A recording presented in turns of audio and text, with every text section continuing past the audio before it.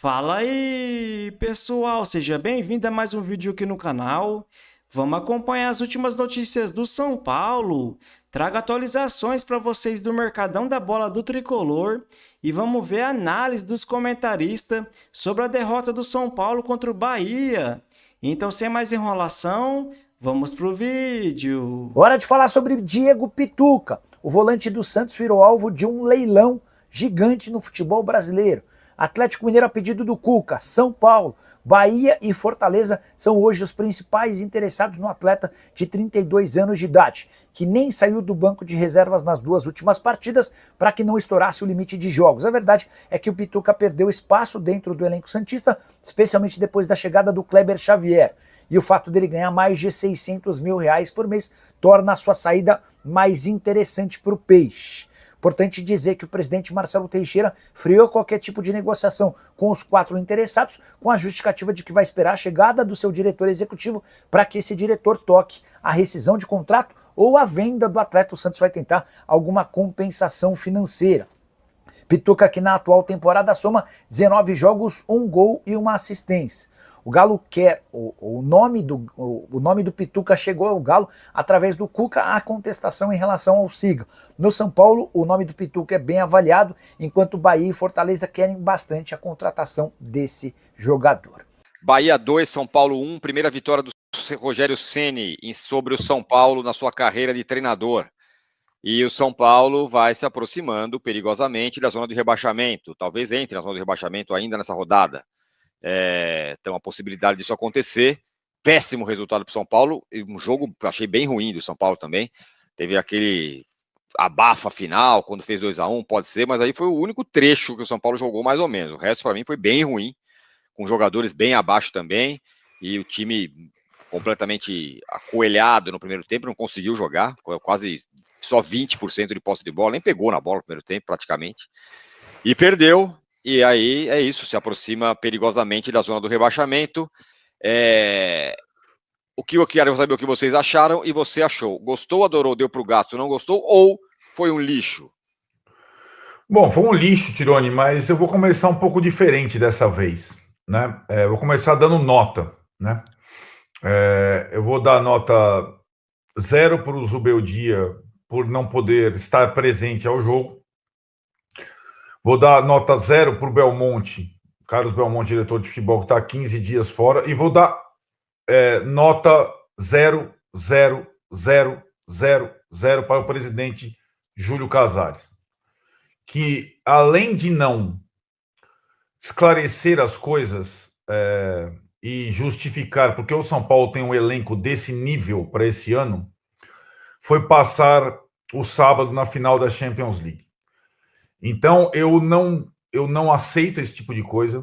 Eu não aceito o time não ter comando, certo? Um time fraco. Então, não estava o técnico, não estava o diretor de futebol e o presidente estava na final da Champions League. Ele mesmo, chegou cedo hoje, hein? Alisson, atualizando, não vencemos esse ano. Inter de Limeira, Bragantino, Botafogo, Sport, Cruzeiro, Palmeiras, Fortaleza, Bahia. E vencemos o Náutico, diz aqui o Alisson. Marcos Ferraz, o ataque sempre opta pela jogada errada. Vai ser difícil, como diria o amigão. Eu nem culpo, sim. Como o Arnaldo falou, né? Tem jogador jovem e tal, vai tomar a decisão errada. Helder Tabosa, técnico com mais cartões que vitórias no ano. Zubeldia. O Arnaldo acabou de dar 0 para ele, porque ele não estava na beira do campo. É um absurdo. E aí eu falo da ausência dos comandantes, como comandantes vão cobrar o técnico da sua ausência se o diretor está fora 15 dias e o presidente na final da Champions League, cara. Rafael Andrade, um técnico que fica quase 30% dos jogos fora do campeonato é algo inadmissível. Culpa 100% dele. Aliás, qualquer derrota a partir de hoje que ele esteja fora por suspensão, vou atribuir a ele. Alguém no clube precisa cobrar. Estou totalmente de acordo, Rafael.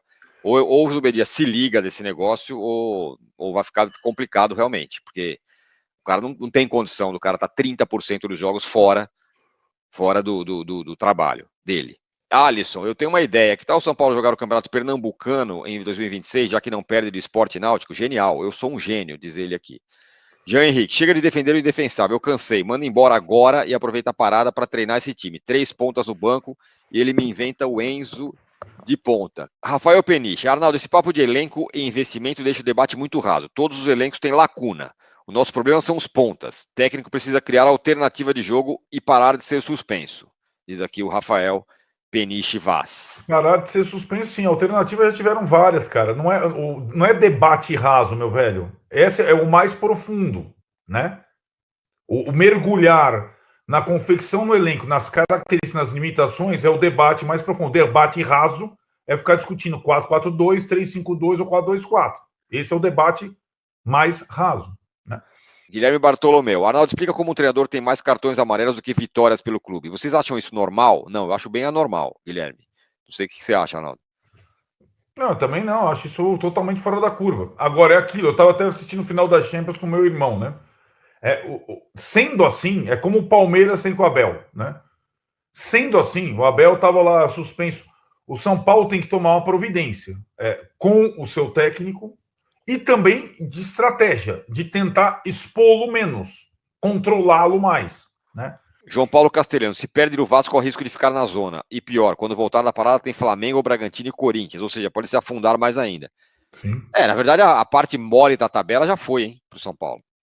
Esse é um bom ponto para se colocar. Já pegou o Sport em casa, Fortaleza em casa, todo mundo tá lá embaixo. Mirassol não tá lá tão embaixo, mas... Não, mas entendeu? em casa, né? Né? Júnior Almeida, vocês só falam do elenco. São Paulo não tem menos elenco que o Mirassol, e mesmo assim tomou um baile no Morumbi. O time é muito mal treinado. A gente falou já um pouco disso, Júnior. A questão... Aliás, o Zubeldia também falou disso, mas falamos, o Arnaldo acabou de falar, vou repetir. Tem uma questão física. O Mirassol joga uma vez por semana. E aí tá todo mundo inteiro. Aquele jogo que o São Paulo perdeu no Mirassol, foi nítida a diferença física. O São Paulo não chegava nas bolas, não tinha perna para chegar. Exato. E aí foi. Wilson Ferreira, Arnaldo, quantas libertas o Zubeldia venceu? Como ele é especialista? Especialista em torneios mata-mata sul-americanos, né? Ele já ganhou a Sul-Americana. Os técnicos ganharam a Libertadores. Também tem isso, né, cara? Os caras ganham todo ano. O retrospecto da Libertadores é excelente. O cara tá invicto na Libertadores, 14 partidas. É a maior série da história do São Paulo, gente. Né? Dimas, o Zubeldia sabe jogar Libertadores e nunca ganhou. Por quê? Bom, senhores, o negócio é o seguinte. Mais do mesmo. Dobra de lateral. Aí os caras vão perguntar assim, pô, Wilson, não preciso ficar... é que nem o menino colocou na outra vez na live, eu vou falar o quê? Vou falar a mesma coisa de novo. Aí vai falar assim, ó, tá bom. O Jackson, é exatamente isso, ó. Dobra de lateral de novo, inferioridade numérica contra o Bahia, que tem um dos melhores meio-campos do Brasil. Dito isso, como é que dava para ser melhor que isso? Bota a porra do 3 zagueiro, caralho. Porra, põe 3 zagueiros para jogar contra o Bahia. Já sabia que ia tomar um posse de bola contra os caras, bota os outros 3 zagueiros. Não, ele insiste no esquema dele.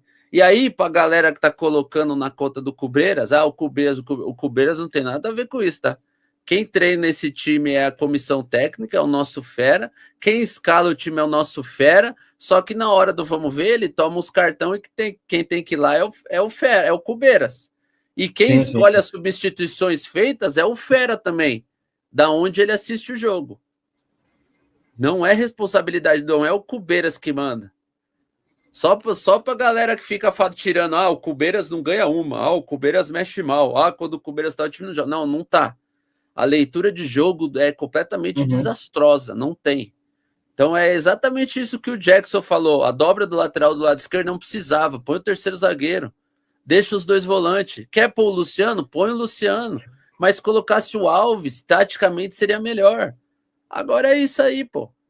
Ô, Wilson, mas só que assim, tentando entrar num mundo que isso faça sentido dessa dobra de lateral, não seria melhor o Enzo de lateral e deixar o Wendel mais avançado? Mano, nós vai fazer o quê com um cara que tem uma leitura dessa, pô? Não tem o que fazer. Tem coisa, assim, ó, durante muito tempo teve coisas que só ele via. Só que hoje, pelo menos, não vai ter nenhum Zubalover no chat falando, fala agora.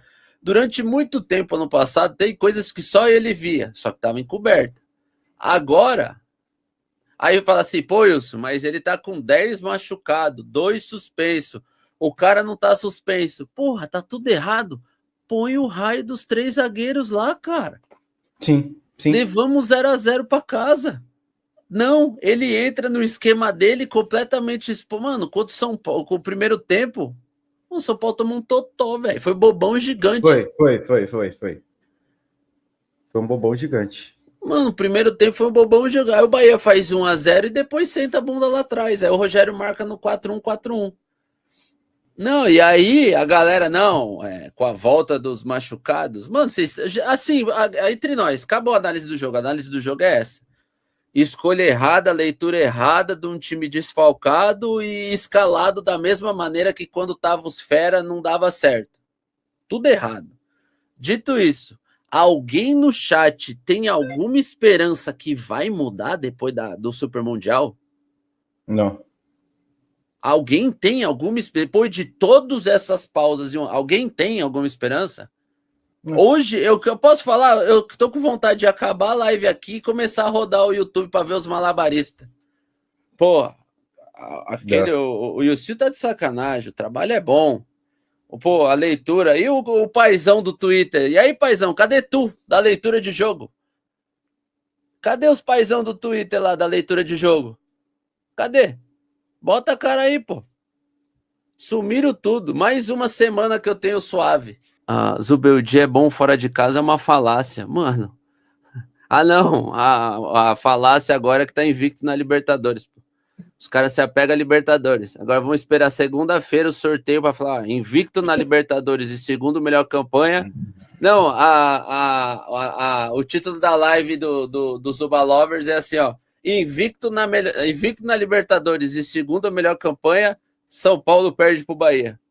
Agora essa é a manchete de amanhã.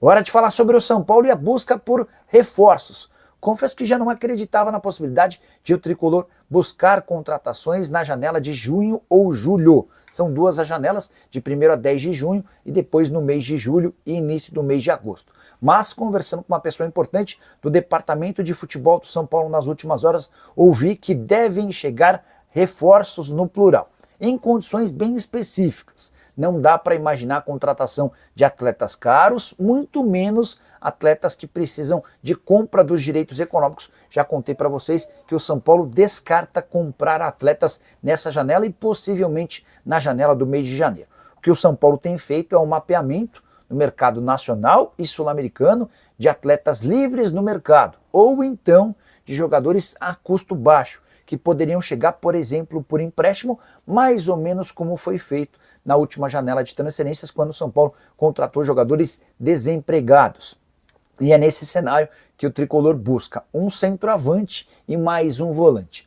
Os nomes mais especulados do Carlos Vinícius e do Thiago Mendes, ambos brasileiros e livres de seus contratos, seriam opções boas, mas ambos querem ganhar na casa de R$1 milhão por mês entre salários, direitos de imagem e luvas. Isso faz com que esses negócios estejam praticamente descartados. Não consegui apurar ainda sobrenomes, insisto com dirigentes do São Paulo e assim que tiver qualquer novidade conto para vocês. Quero falar também sobre Matheus Alves. Surgiu a especulação nas redes sociais de que o Matheus virou alvo de uma proposta do CSKA, uma oferta verbal de 6 milhões de euros. Conversei na manhã desse sábado, um pouquinho antes de gravar o vídeo, com o presidente Júlio Casares, que assegura que não tem proposta verbal, sondagem nem papel timbrado. Absolutamente nada em relação ao Alves. A impressão que o São Paulo tem é de que é um empresário tentando cavar para valorizar o jogador. Então vamos comentar sobre essas últimas notícias do São Paulo.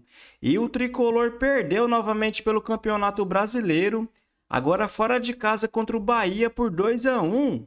O São Paulo foi a campo com Rafael, Wendel, Sabino, Arboleda e Cedric, Bobadilha e Pablo Maia, Enzo Dias, Luciano e Lucas Ferreira e na frente Rian Francisco.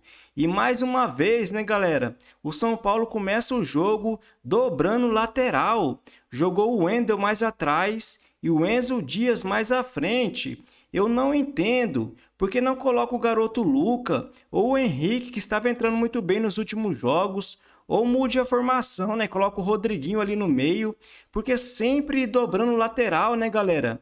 quando não é na esquerda, é na direita com o Ferrarese e o Cédric, que na minha opinião não faz nenhum sentido.